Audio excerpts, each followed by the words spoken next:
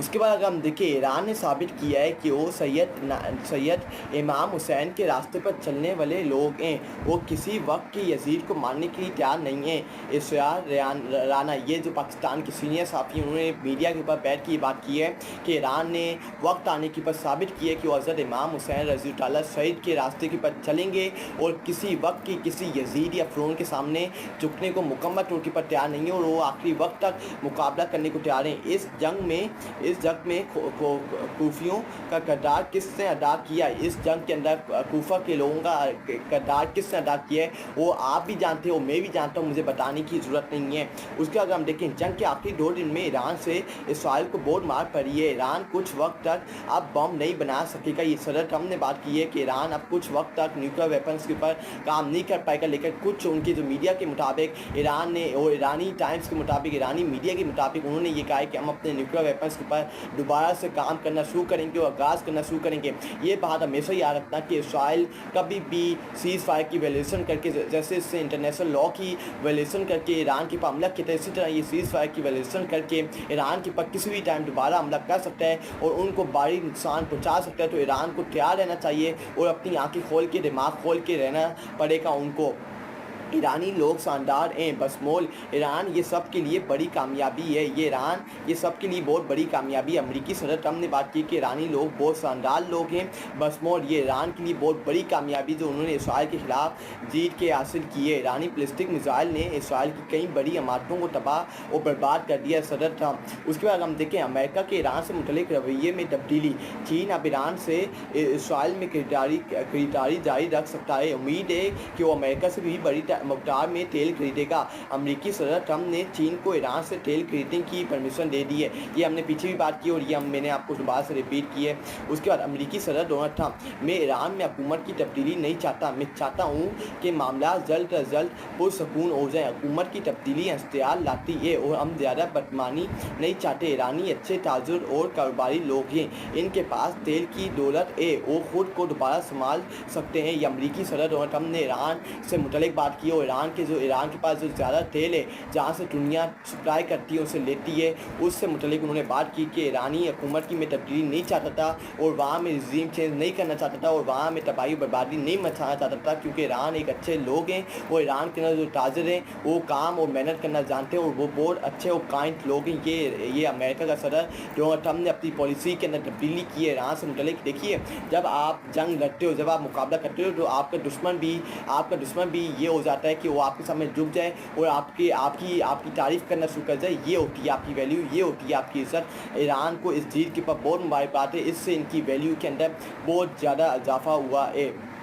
उसके बाद अब्तदाई अमरीकी इंटेलिजेंस के मुताबिक ईरानी जोड़ी तंजीबात मुकम्मल तबाह नहीं हुई। CNN के मुताबिक जो डोनाल्ड ट्रम्प ने इसके ऊपर तनकीद की थी, जो मैंने पीछे आपको डोनाल्ड ट्रम्प का ट्वीट पूरा पढ़ के सुनाया था, CNN और न्यूयॉर्क टाइम के मुताबिक जो अमेरिका ने बोला, अमेरिका के सदर डोनाल्ड ट्रम्प ने कहा कि ये फ्रॉड न्यूज़ मचा रहे हैं। अब मैं आपको CNN की रिपोर्ट बता रहा हूँ, जो न्यूक्लियर वेपन ईरान से मुतल्लिक जो दावे कर रहे हैं कि ईरान की जो न्यूक्लियर वेपन्स हैं वो मुकम्मल तौर पर तबाह बर्बाद नहीं हुई। इब्तदाई अमरीकी इंटेलिजेंस के मुताबिक ईरानी जोड़ी तंजीबात मुकम्मल तबाह नहीं हुई। CNN की रिपोर्ट, अमरीकी हमले से ईरान का जोड़ी प्रोग्राम सिर्फ चंद माह पीछे गया है। CNN की रिपोर्ट है कि जो अमरीकी हमले से ईरान का जो जोड़ी प्रोग्राम है, न्यूक्लियर वेपन से न्यूक्लियर प्रोग्राम है, वो कुछ महीने से पीछे गया है। उनको कोई ज़्यादा तकलीफ और परेशानी का सामना करना नहीं पड़ा।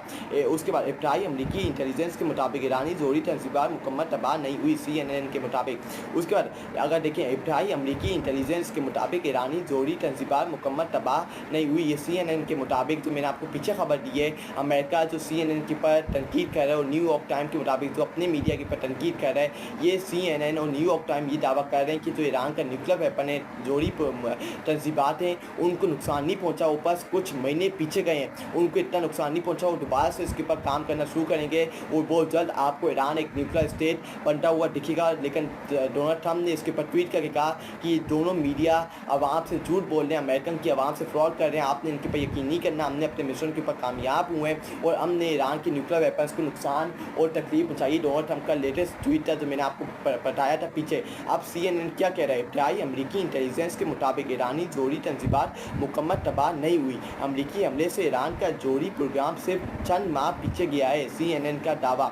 उस CNN की रिपोर्ट। इब्तदाई अमरीकी इंटेलिजेंस के मुताबिक ईरानी जोहरी तंजीबात मुकम्मल तबाह नहीं हुई, CNN की रिपोर्ट। अमरीकी हमले से ईरान का जोहरी प्रोग्राम सिर्फ चंद माह पीछे गया है। उसके बाद अमरीकी ये जो मैंने आपको बताई है, जो ये सिर्फ चंद माह पीछे की, CNN ने अपनी जो लेटेस्ट रिपोर्ट जारी की है उसके मुताबिक कि ईरान का जो न्यूक्लियर वेपन है, न्यूक्लियर प्रोग्राम है, वो ज़्यादा नुकसान उनको नहीं पहुंचा। उससे कुछ महीने कुछ हफ्ते पीछे किया और उसके ऊपर वो दोबारा से काम करना शुरू करेंगे। ये उनका CNN और द न्यूयॉर्क टाइम के मुताबिक ईरान से मुतल्लिक इन्होंने दावा किया है। उसका 28 Israeli killed, over 3,000 injured in Irani missile attacks. Israeli health ministry के मुताबिक 28 इसराइल किल्ड हुए हैं, उनको वो जन्ना वसूल हुए हैं और 3,000 से ज़्यादा इसराइली इस वक्त इंजर्ड हैं। ये इसराइली हेल्थ मिनिस्ट्री ने ये दावा किया है जो ईरान के मिसाइल से जो उनके ऊपर गिराए गए हैं। Iran want a war if the ceasefire hold. Iran has won because Israel fail to achieve it goal. No regime change. The nuclear program was not stopped. The missile program remain intact. Additional advantages. Iranian society is more united. Spy network have been dismantled. Iran will now standard इस defences. ये बात हकीकत है कि Iran ये war कैसे जीता है। ईरान के जो लोग हैं वो मोर यूनाइटेड हो गए हैं और मोर आप अपने साथ जुड़ गए हैं। अवाम अब जुड़ गई है, अवाम अब यूनाइटेड हो गई है और जब अवाम एक साथ मिल जाती है, यूनाइटेड हो जाती है, तो फिर अवाम को कोई पीछे नहीं ढके सकता और फिर उस कौम को कोई शिकस्त नहीं दे सकता। जहाँ कौम यूनाइट हो जाती है और एक साथ मिल जाती है और एक साथ जंग लड़ती है। इन्होंने ईरान के अंदर ये रिजीम चेंज नहीं कर पाए, जो इनकी सबसे बड़ी प्लानिंग थी कि हमने ईरान के अंदर रिजीम चेंज करके उनकी हुकूमत को गिराना है।